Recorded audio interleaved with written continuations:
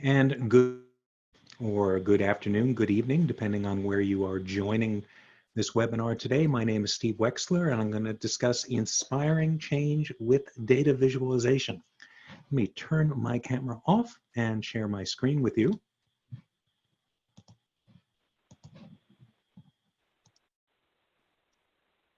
So very briefly, a little bit about me. I am the founder, principal, and sole employee of Data Revelations. I was Tableau's inaugural Iron Viz champion. That was a long time ago. And I am a Tableau Zen Master Hall of Famer. Yes, there's actually a real thing called the Tableau Zen Masters, and there's actually a Hall of Fame. I'm certainly proud of those two accomplishments, but within the data visualization community, the thing I'm most proud of is being one of the 3 authors of the Big Book of Dashboards. Something I show in many of my presentations and workshops is you are encouraged to disagree with me. Good things come from debates and discussions. Yes, I've got the clicker and the pulpit at the moment, but in Q&A, if something doesn't resonate with you, if in your experience you've had disagreements, please feel free to chime in, and also feel free to send me an email. Again, debates, discussions are good within data visualization, as I think we're all seeking the same thing, which is clarity, getting people to see and understand things better. In my workshops and presentations, I will ask people how many of them have ever seen this chart. In my workshops, a lot of hands go up because these are people who are studying data visualization. This is Charles Menard's 1869 chart showing Napoleon's disastrous campaign to conquer Russia in 1812 and 1813. And it probably came to be known best through the work of Edward Tufte, who gives seminars. He's covered it in 2 of his books, and the first of which was The Visual Display of Quantitative Data, where he states this may be the best statistical graph ever drawn. And so people study it and they look at it, they see what's behind it, and there's some amazing stuff that's going on in this chart. I will then ask people, how many of them have seen this chart? This is Florence Nightingale's Rose chart, also the wedge chart. Yes, the founder of modern nursing was also a brilliant statistician and polymath. And here she is using, as she called it, the wedge chart to show the effect of changing sanitary conditions at the Scutari Hospital in Turkey during the Crimean War. This chart, in fact, changed the British healthcare system. Well, my reaction to this was, once I learned how to parse the chart and what was going on, wouldn't have this been more effective as a bar chart? To which one of my colleagues writes, this is from R.J. Andrews, critics suggest the Nightingale's mortality data is better shown in something more straightforward, like a bar chart. But this is not true. Florence Nightingale made lots of bar charts. No one cares about them.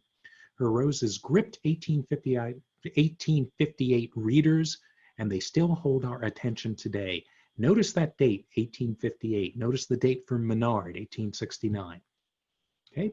Alberto Cairo, author of Charts Lie, also states, I believe Nightingale's goal wasn't just to inform, but also persuade with an intriguing, unusual, beautiful picture. A bar graph conveys the same message effectively, but it may not be as attractive to the eye.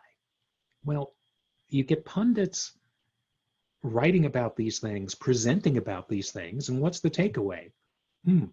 I guess I should be making charts like these, right?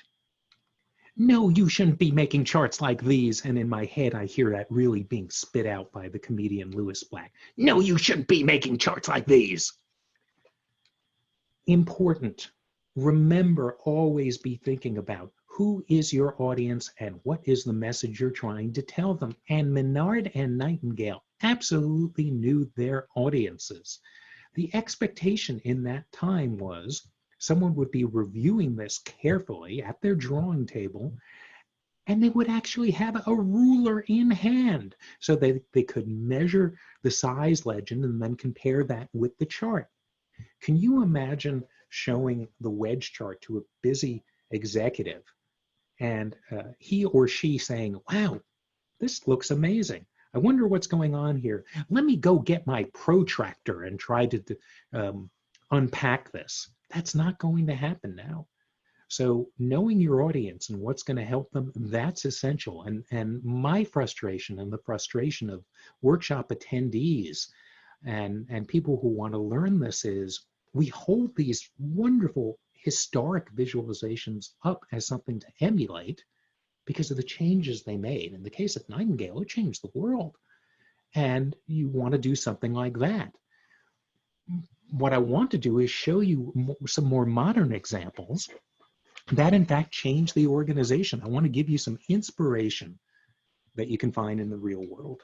And let me start first with an example of understanding racial and ethnic disparities. An integrated healthcare organization that in this case I can't name needed to highlight the organization's racial and ethnic diversity or lack thereof.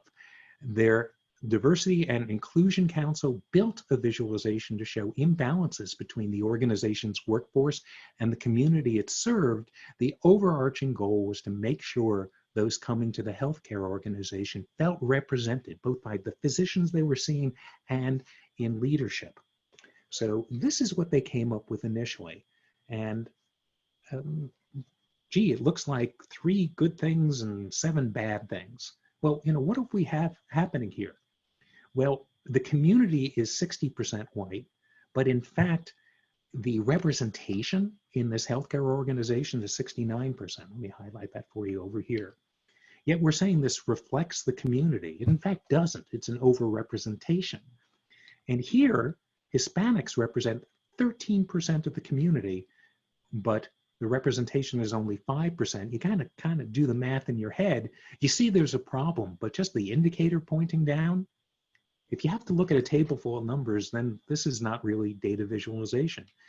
Here is what Lindsay Betzendahl with Health Data Viz came up with, and I think it really does a better job of showcasing where the problem is. Let's just look at the top part of the visualization and start here. The vertical line means here's where we are, and we should be over to the left. We should have 257 fewer white physicians if we were to be totally in balance. I know it says minus 9%. It's actually going from 69% to 60%. It's minus 9 points. This means there's an overrepresentation. We're at 115% of where we should be. Contrast that with a Hispanic community starting at 5%, and it should be 8 points higher to 13%. That's 228 more people that should be hired, indicating we're only 38% of our goal. Now, the impact has been substantial in that they now have a much better understanding of where they are and where they need to be to have an accurate reflection of the community. No one is saying, fire those people, hire these people. It's more over time, let's see if we can have a better and more accurate reflection of the community that we're serving. Here's one of my favorite examples because it's such a real world dashboard and it is done so well. This is for Simalp. They are a French manufacturer that designs technical outdoor clothing. The e-commerce division of the company needed a way to monitor on a daily basis the click-to-purchase activity for every product it offers on their website. Most important in what they were tracking was conversion rate and how much they were spending. And this is the built-in reporting tool. And I don't know if you can really glean very much from this. Where are you spending a lot? Where are you spending a little? Where are you getting a great return? I mean, the map kind of looks cool. I can see there's a lot more being sold in that region in France, but otherwise, it's really hard to get at those 2 crucial measures. Here is what Dorian Benichou put together. He's with Canicalized, that's the name of his organization. And let's focus on the top part of the dashboard as there's some gems going on here. Well, he starts by having some of the key metrics: conversion rate, conversions, and sessions. Notice the colors that are being used. This is going to tell you what the colors mean in the dashboard. The teal over here means, anytime you see that color, means we're talking about conversion rate. Anytime you see that, it's the actual number of conversions. And the light gray that's over here, that is the number of sessions. So we can now parse that over here. Hey, I know how many sessions I had. It's just under 700. That's what the gray means. And here's how many I converted. I can see, okay, it looks like, maybe 40 or so, yielding a conversion rate of 3.4%. Versus, look at email. Look at the conversions. The bar length, the pink bar, is almost as long, but because the number of sessions is so much lower, we have a much higher conversion rate that's there. So just a great job allowing people to scan the percentages and the actuals that are there. Now, as cool as that part of the dashboard is, it's probably the bottom part that has more, where are the problems? What are we going to do about them? First, we have the conversion rate that's here. I love this thermometer chart. How filled am I? If I'm totally filled, it's 100%. It is rare that I see a bar and bar in bar chart work so effectively, but this does. The gray is how many views. The white bar that's in the center there, that's how many people actually put something in a cart. And the dark bar that's there, that's how many people actually purchase. So nicely done there. And then this is where we see problems. If you see this dot way to the right, it means you're spending a lot of money. In this case, a lot of money on cost per clicks, if you see a dot way to the right. And that's what this indicator is getting right now. That is saying, hey, I'm flagging something. You can look at everything, but here are two cases where you're spending a lot of money and you're getting very few conversions. Are you out of inventory? Do people want to buy stuff and they can't? Weather conditions have a massive impact on what's going on. And is that the reason that people are looking at this stuff and abandoning? The impact is the report completely changed the way the company runs its e-commerce business. The CEO, the head of operations, the head of marketing review it every morning. There's also a part of this that I think is absolutely brilliant. And it is something I bet everyone who's attending this is going to run into at one point or another, dealing with rates or dealing with actuals. Let me give you a background to this. This is some data that, along with Jeff Shaver, when we give our workshops, we present this and say, how would you show this? You've got 4 regions. The North is hitting 95% of goal, the South 105%, East is 65%, and so on. How do you show who's above goal, who's below, and by how much? And pretty quickly, attendees suggest something like this. Wow, the East is really has a shortcoming there. North is a little bit below, but West, look at West, just crushing it. They're like at 140% to 135% of goal, it turns out. But what are the goals? Are they the same for each region? Maybe the East has a massive goal and the miss would be significant. Maybe the East has a tiny goal and the West has a huge goal, and crushing it in the West makes a big difference on the bottom line. So here are in fact some numbers that still reflect the 65%, the 95%, et cetera. And in this case, East's shortcoming doesn't hurt the bottom line that much because the West is kind of crushing it. Well, do you show actuals or do you show percentage of goal? Dorian here is showing both and very effectively. So here are the actuals, and I can see the gray bar are the number of sessions and the pink bar are the conversions. We made a transaction. And then if I want to see, well, what is that the percentage of the total? I have that here. So great job of a very common problem. All right, next up, Reimagining pharmaceutical study results for 2 audiences. Key thing, 2 different audiences. This is a made up scenario, but this actually happened. I'm changing what I made up. I'm just changing the industry and the name of the company to protect me and the person who put this together. The pharmaceutical company, Universa, conducted a marketing study comparing their recently FDA-approved anti-anxiety drug, Mercalax, to their primary competition. The study included patient participants who had taken both Mercalax and the competitor product for a set period of time. The results showed a marked preference for Mercalax versus the competition.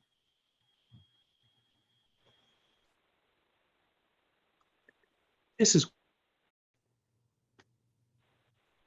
man, it's hard to see what's going on. The key thing is actually buried. The stuff that has pink around it confused people. They actually thought people preferred the competitor's product.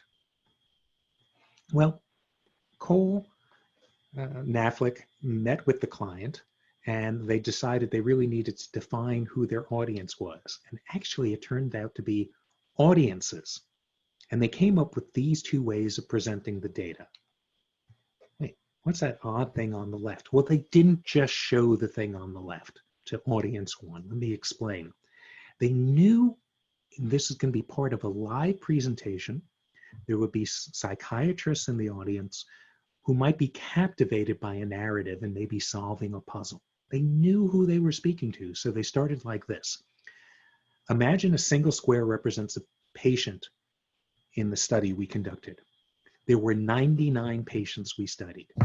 10 didn't have a preference, 70 people preferred Mercalax, and 19 people preferred the competitor.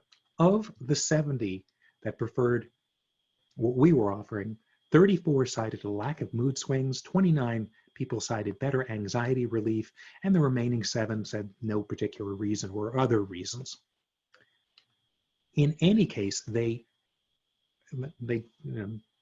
kind of did a seduction or a dance, kind of introducing these items one by one until everybody could understand the chart, see how the pieces fit together, and could see that Mercalax had a much better showing.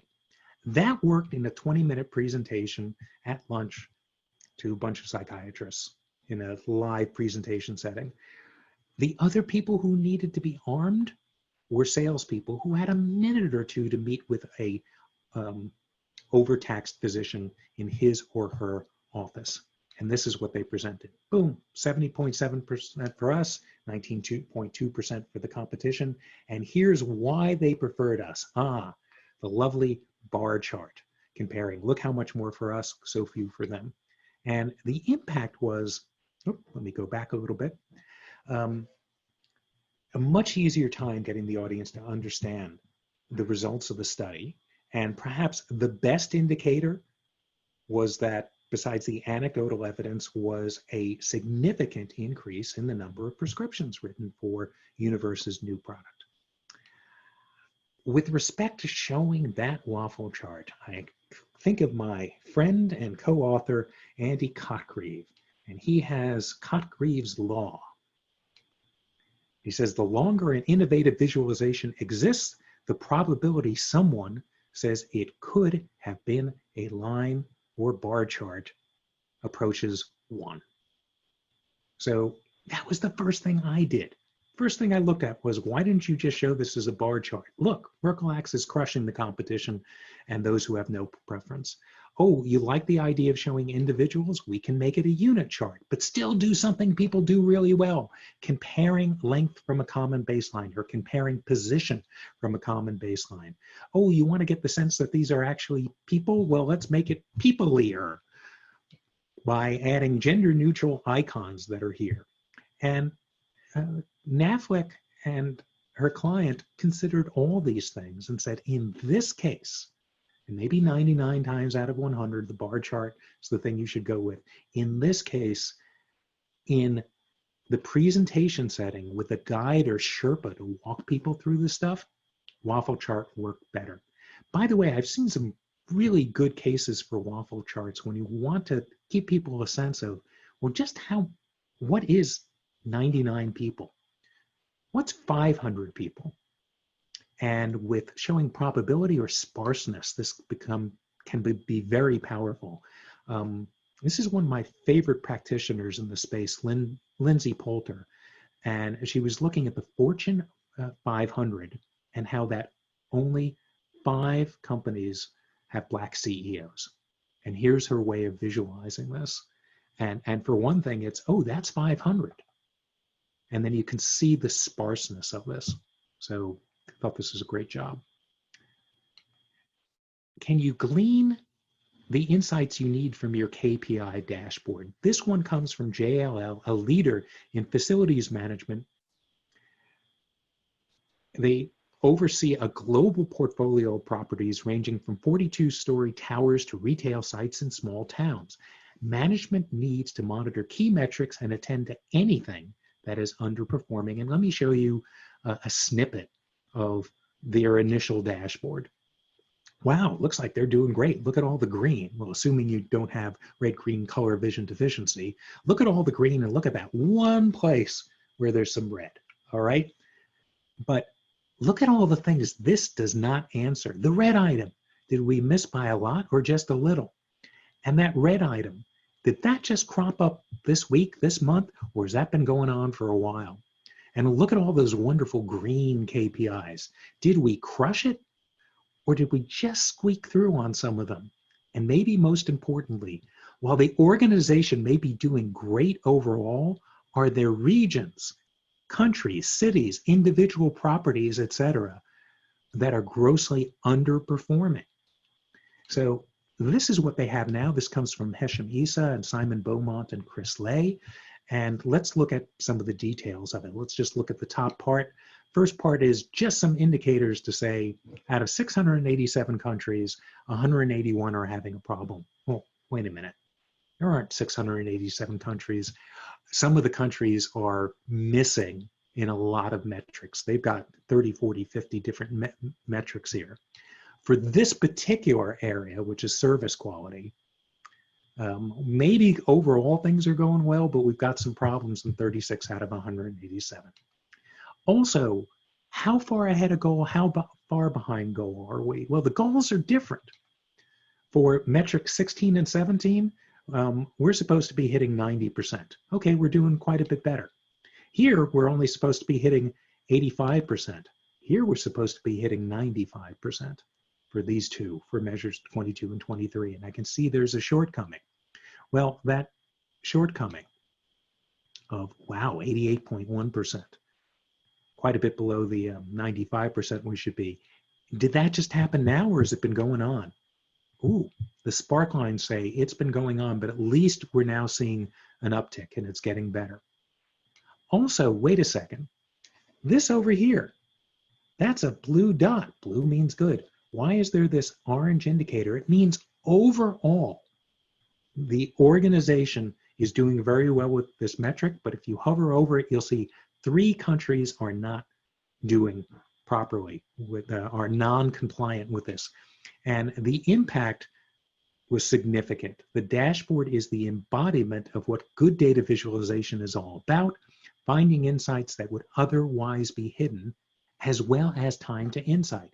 Here we see not only that there are shortcomings, but a few clicks will take people to exactly where the shortcomings are. What used to take hours now takes minutes. Next example, how do I get to Seattle? Practice. Oh, sorry, wrong punchline.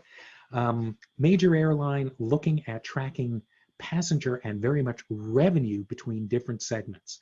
And the analyst at the time, Nelson Davis, was tasked with looking at how do people get from Raleigh-Durham to Seattle? This airline didn't offer any direct flights. And this is what they were working with. It's a bunch of big table full of numbers. And here are, from Raleigh, you can go to Atlanta or Dallas-Fort Worth or Cincinnati, etc. And Nelson thought, why not show this on a map? To which people to whom he was servicing said, we tried a map, it didn't work. Please don't try making a map again. Well, the map just showed where places were. And everyone knew where Dallas was and where Seattle was and where Minneapolis was. And on his own, he went rogue and decided, let me create a flow map so you can see which segments are in fact generating the greatest amount of revenue.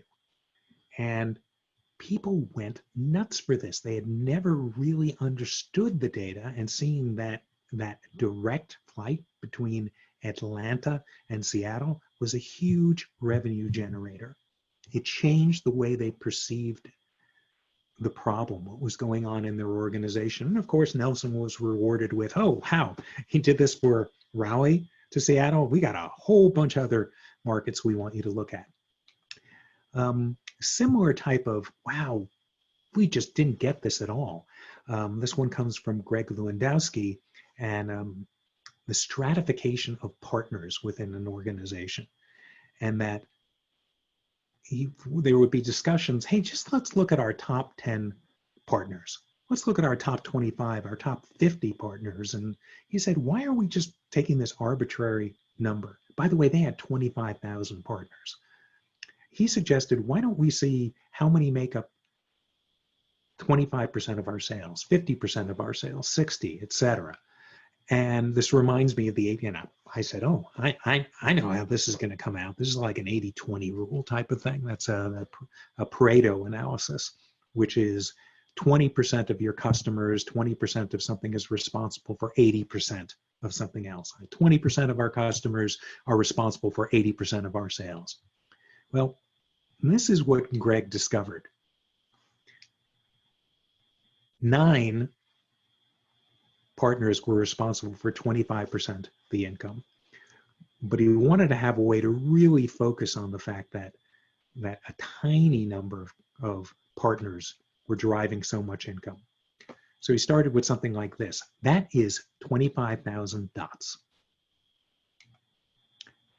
Those 9 dots represent 25% of your income. That represents 75% of your income. And look, I can count on 1 or 2 hands the number of times a packed bubble chart is the way that you should go. But in this case, when you have these massive amounts of these huge numbers and these very small numbers, when you don't need to make exact comparisons, this can be pretty effective. Now, do I need to see this as 3 times as big as the other thing? By the way, this did a lot more than just shine light on, oh my gosh, this tiny number of partners are responsible for 75% of our income. It got them asking really good questions. Has it always been the same? Did some of these start in the lower strata and move in to become some of our biggest partners? What can we do to nurture more of our partners to go from the outer tier into the inner circle, so to speak? And by the way, going back to, should this have been a bar chart? When asked, out of 100 times, how many times out of 100 should something probably be a bar or a line chart? I'm borrowing from Andy Cotgreave's Cotgreave Law. And I'd say, yeah, 99 times out of 100. But maybe I would show it like this. Another super simple example also comes from Dorian at Canonicized. The organization wasn't realizing just the degree to which people were accessing their website via mobile devices, and that they really needed to change their attention, that they've got so much traffic from mobile, but far fewer final transactions. So let me rephrase that. People were viewing the website via mobile devices, like a phone in particular, but that's not where people were buying things. So Dorian presented this. People did not get it. So wait a minute, what's going on here? Look, very few desktop sessions versus lots of mobile sessions, but few mobile purchases versus lots of desktop purchases, meaning they're abandoning stuff and maybe, hopefully they're going to the website. People didn't get it. When Dorian showed this visualization, said, this is what it should be looking like. This is what we should have, but instead we have this. This changed people. They said, oh my gosh, now I get it. We really need to make purchasing things, putting stuff in the cart, getting details, and most of all, the transaction, buying the stuff, easier on mobile device. The impact in all of these cases was like shock and awe. People saw immediately one viz, it changed the way people thought, how they managed their business. So I've now given you a bunch of examples of things that actually changed organizations. Some of my colleagues have been sharing examples of what they would like to see. Imagine what it would be like if we did this. This one comes from Klaus Schulte, who's a fellow Tableau Zen master. He's also a professor of accounting in Munster, Germany.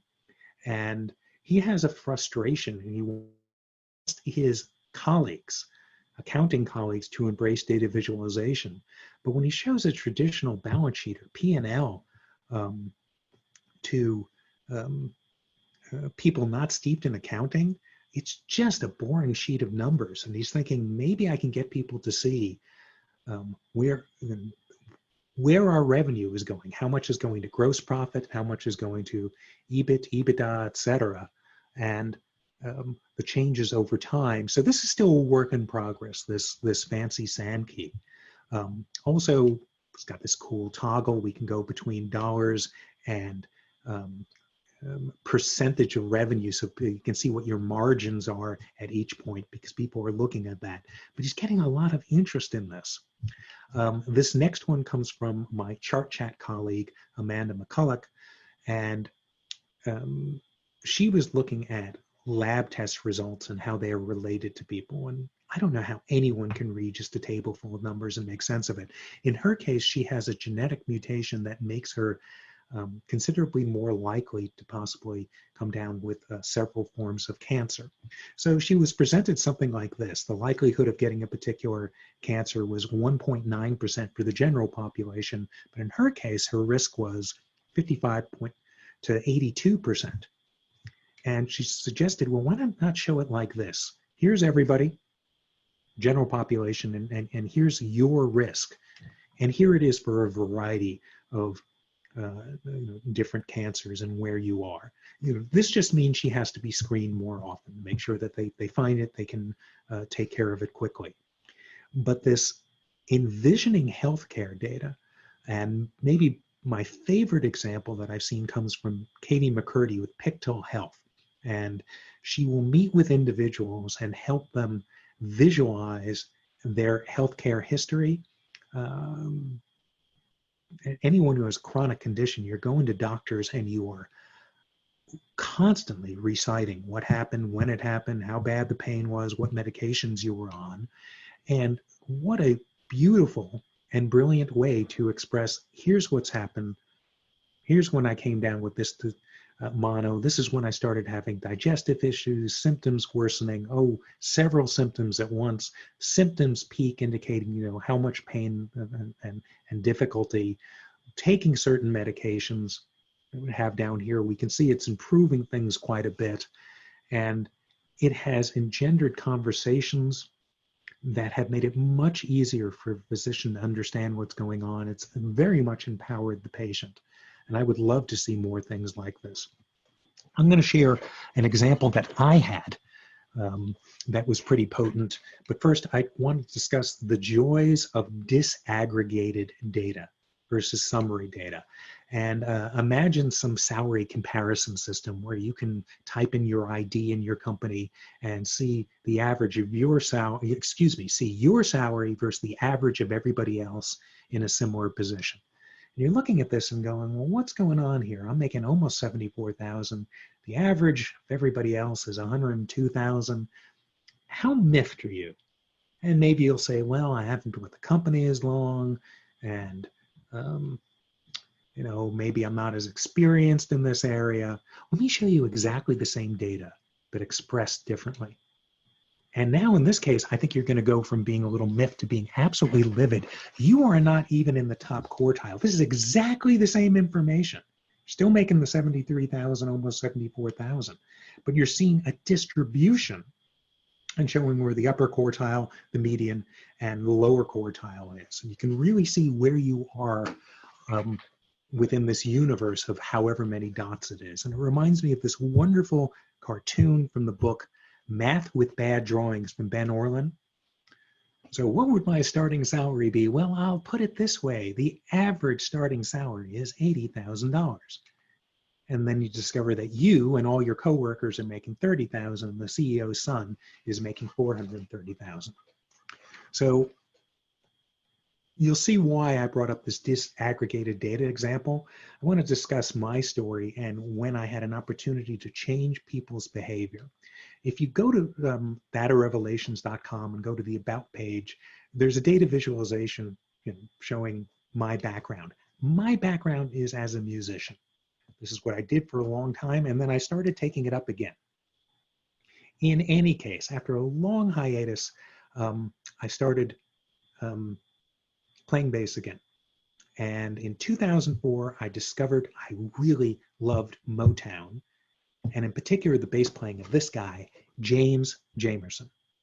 He was the bass player in the Funk Brothers, and that was the house band that played on all those #1 Motown hits and hundreds of top 40 hits. So it's 1995, and I am been hired to play with a good R&B band. It's my first gig with the band. It's my first time out playing R&B. I'm excited about this. First set goes great. Second set, the first tune that's called is My Girl by the Temptations. It starts with just the bass, and I don't know if you're going to be able to hear this or not, but imagine, hopefully you know the song My Girl, but imagine how that starts in your head.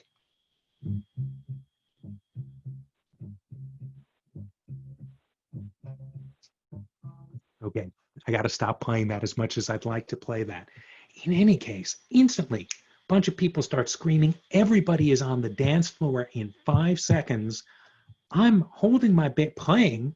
I'm looking at this, and here's my reaction. Wow, this is, I'm gobsmacked. I literally moved people. Well, fast forward to 2014. Let me give you the setup for something. I've been hired by a major healthcare concern, and they have data on thousands of companies, literally millions of people monitoring their healthcare conditions. And they want to get buy-in from all these separate organizations about cost savings, but life savings through compliance. That is, you get people to, on a nutrition plan, taking their medications when they should, and you will save massive costs. People won't be hospitalized, won't be out of work. And I'll give you an example. They were thinking about pitching something to an organization. They said, well, what did we discover about this organization? Oh, the incidence of diabetes is really bad. It's 18.5% versus 4.9%. And we'll give them more facts. There are 790 companies like yours, and you are ranked 782 out of 790. And none of this stuff was really working for the people who had to get buy-in. So instead, we thought of presenting it like this. Each dot represents a different organization. So this is what 790 looks like, by the way. That's 790 dots. The people up here, very high rate of diabetes. That's why they're in the bottom percentile, the bottom 1%. You want to be down here, low incidence of diabetes. So where is your organization? It's here. You are an unenviable outlier. And it changed the way people thought about the data. They could finally see, here's me with respect to others. By the way, this plays in, this is not esoterica in terms of a chart type. It's playing into the height from a common baseline, and I can see, look how much higher my dot is than the others. I should be down to 2%, 3%, and I'm way up here. But seeing it expressed this way got people to really understand the problem in a way that, oh, we want to buy into this whole notion of being compliant with nutrition and medication. And so the impact in this case was, I figuratively move people. With the instrument, the musical instrument I had before, I literally moved people. With this other instrument I had, which was data visualization, I figuratively moved people. And the feeling from it, the high from it, is second to none. That you can get people to see and understand the data to the point that they're changing their behavior. It's the highest thing I think you can attain within data visualization. So here are a few things as I hope you go out and try to do this. Always remember, who is your audience? What is the message you're trying to tell them? For me, it's usually try to do this, provide the greatest degree of understanding with the least amount of effort. It usually means a much simpler chart type. And take this away. You may not change the world as Florence Nightingale did, but you can change your organization. And I'd love to continue the discussion, which we will do with Q&A, but if you want to communicate with me or see what the website is about, I've got a lot of this content is available there, a lot of blog posts, a lot of free resources. You can go to datarevelations.com. If you're interested in workshops, you'll find that information there as well. Here is my Twitter handle. There's my email. So with that, I'm going to stop sharing here, and we are going to move to the Q&A. So thank you so much. And looking forward to seeing what people would like me to answer.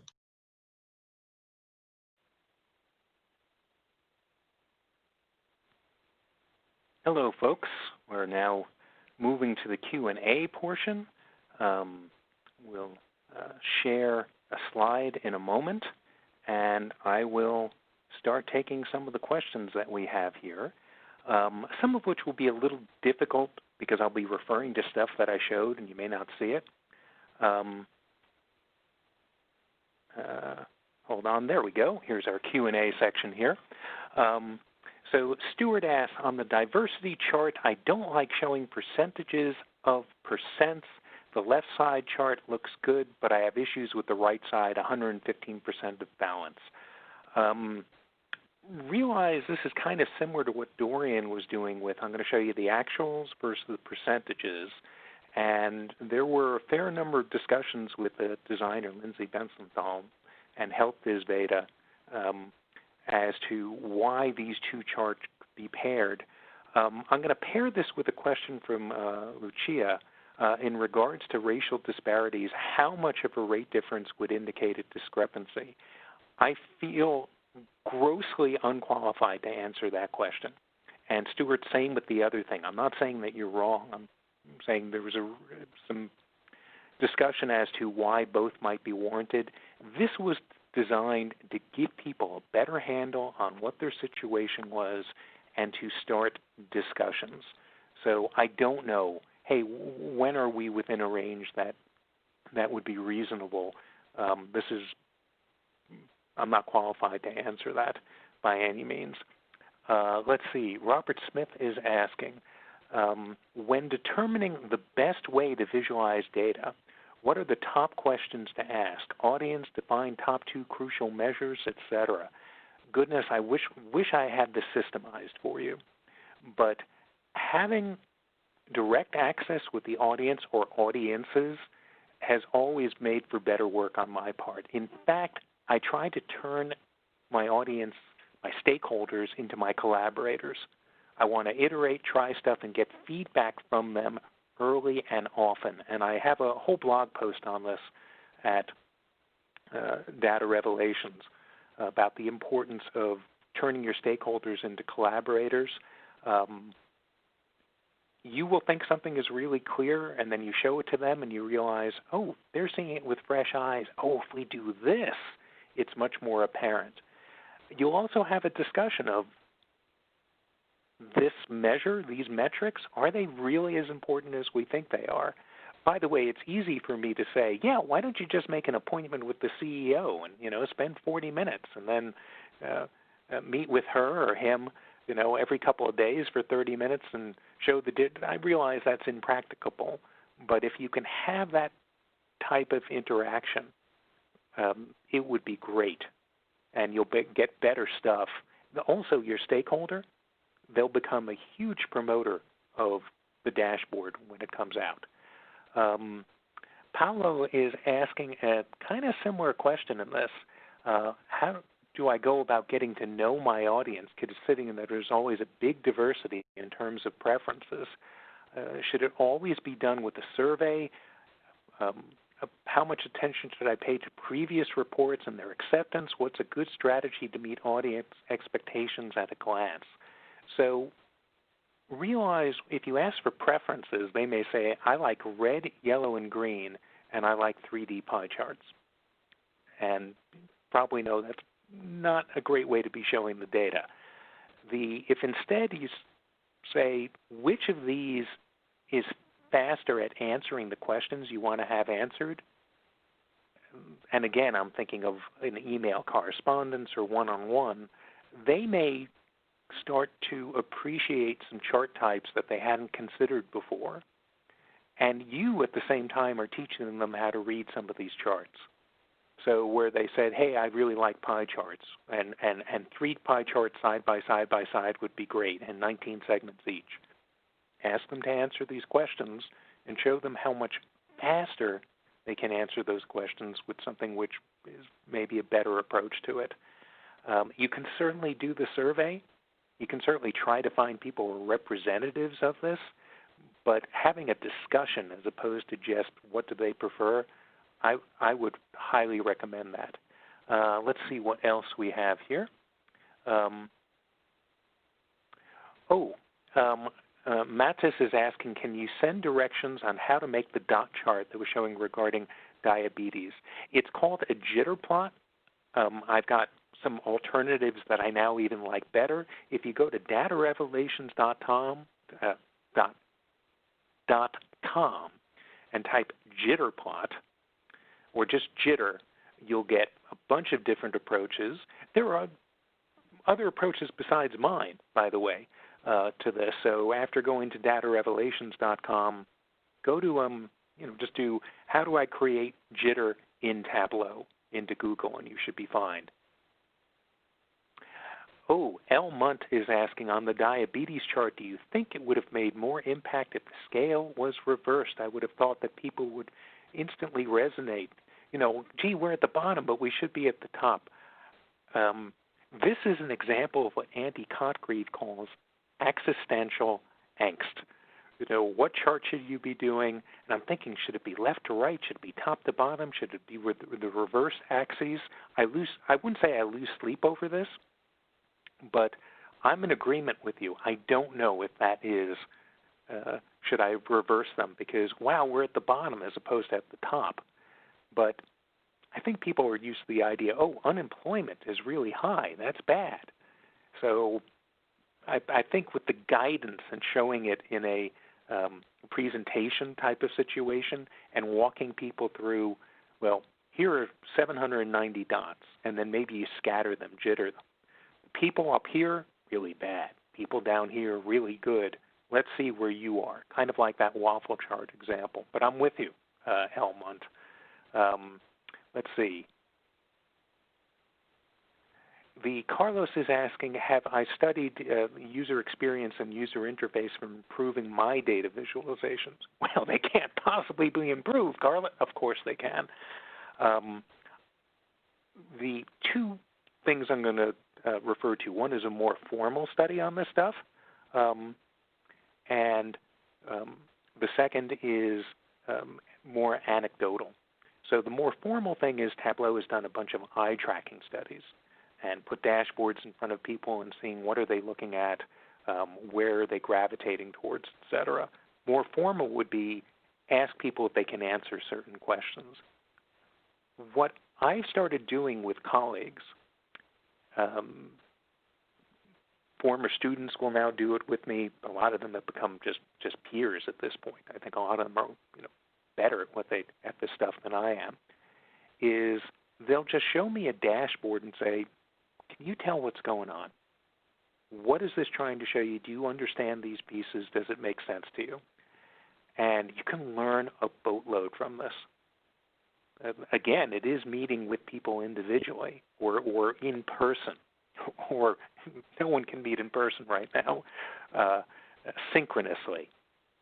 The other piece is you can send things out and see how long it takes people to answer certain questions, and you can A/B it, and it will give you a notion of it.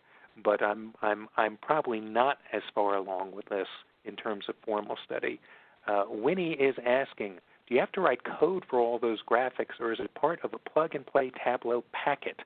The beauty of Tableau is you don't have to write any code. You'll have to create some calculated fields. It's kind of like creating a formula in Excel, but you absolutely don't have to write any code for doing these things. And some of the stuff is really easy. The other piece of it is the hardest part about all of this is knowing what the thing is called so you can look up, do a search on how to do it. Like the thing that Dorian had done showing the difference between purchases on mobile devices versus purchases on desktop. So you have these two dots and a line connecting them. That is called either a connected dot plot, a gap chart, a barbell chart, or a dumbbell chart. If you know the name of any of them and type in how do I create a dumbbell chart in Tableau, super easy step-by-step instructions on how to do it. So part of the whole design of Tableau is to allow mere mortals to be able to glean incredible insights from their data. Let's see. Annette is asking a good question. That's my way of stalling as I try to come up with the answer. Do you have a trigger for when to try something different than a bar or line chart? It's sometimes hard to think outside the zones of reliable accuracy. I am very much a bar chart curmudgeon. Or the equivalent, by the way, is it doesn't have to be a bar. Pretty much just as well is a dot plot where you just have dots from a common baseline.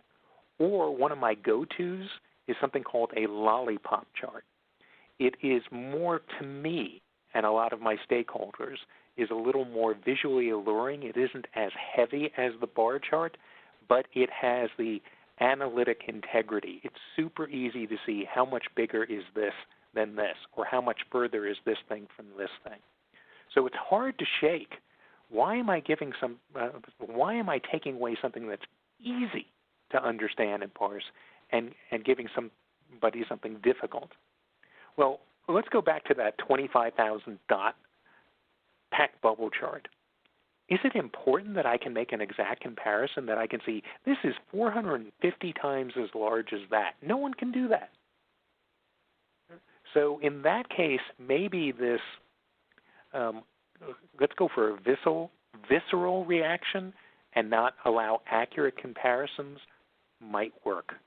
And I will say 99 times out of 100, the bar chart is going to work, but as I showed tongue-in-cheek, that two bubbles, the big one and the small one, once in a while, when accurate comparisons aren't so important, maybe you can get away with something because I'll have like a little emotional appeal to it.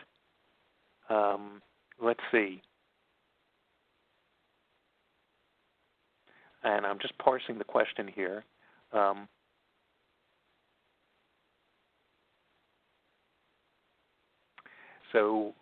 Okay, question. This is from Vince and has kind words for the Big Book of Dashboards. I appreciate that. I'm currently engaged in a consultation for an IT organization with a very mixed audience. That's going to happen. Look at that Cole Nussbaumer-Knaflic example where totally different approaches. Some individuals want high-level metrics. Some want granular microdata and KPIs comprised of. Typically, I develop personas and build out an individual dashboard views for each. Do you have a suggestion on designing a generalized approach for large audiences? I actually think you have a pretty good idea with developing the personas and what is this going to answer. I tend to subscribe to Ben Schneiderman's mantra. By the way, he is the inventor of the tree map, and his mantra for data visualization is overview, filter, details on demand. So I will often start with a high-level type of thing. Let me give you the big picture, and then allow you to drill down into the details if you need that. To an extent, the JLL dashboard, the one which is showing the KPIs, the one where they've replaced, look, lots of green, little bit of red, with, hey, overall, the organization is doing well in a lot of areas, but here are a few areas where there are in fact shortcomings. And now if you want the details, I didn't point it out, but you can click a button and it will drill down to those particular details. So it works quite effectively with that. So I hope that is helpful. Jenny is asking, what are your thoughts on doing multiple vises that focus on 1 or 2 points each versus one viz that packs everything? And the follow-up is, when are infographics appropriate versus the types of vises that I showed? So how much stuff you can put on a dashboard it's a common question. I don't have an answer for you. There are tricks using Gestalt theory and uniform connectedness that allow you to have 30 different charts, but it comes across as just 4 or 5 elements because of the way things are grouped together. And I tend to, at what point is this too much? And there's too much clutter, there's too much going on, there's too much noise, because it's like everything is going pick me, pick me, pick me. What are the most important things? And if they want more details, make that a click away. And it so much depends on screen size, audience attention span, audience needs, but there are some cool techniques, and you'll see them in the big book of dashboards, where the way people will parse things is it'll come across as an element, but when you look carefully, oh, that's actually 4 or 5 charts packed together. And when are infographics appropriate versus the types of vises that I showed? I think it has to do more with a public-facing audience versus internal. Is a very quick and insufficient answer.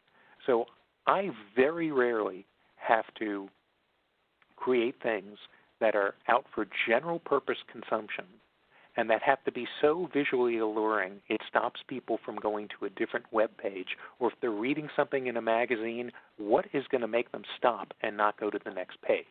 Well, by the way, my secret to getting people to be enraptured with what I create is to make the viz about them. Somehow insert them into it. How is the store I'm managing doing compared to other stores? How is my salary compared to others? How is our department doing compared to all the other departments? That will transfix people. But so the hardest thing I have to do in my practice is when I'm building something which is customer facing. So I'm working with a client and it has to be a reflection of the brand. But for me, infographics gets more into a general purpose public audience, and I would say you're probably better off hiring somebody else for that. There are people who do a way better job than I do with respect to that. We've got time for maybe 1 or 2 more questions, and then I do want to encourage people to participate in the Iron Viz competition. Carlos asks, what do you do when a client is stubborn about changing a horrible data visualization to a more enlightened one? Well, let's grab a beer together at some point. This will happen, and I will tell people, think of yourselves as being like a major league ball player, where if you're batting, if you succeed 3 out of 10 times, you are a wildly successful baseball player. You're going to fail with this stuff, and it's going to be frustrating. We do have a bunch of things in the big book of dashboards.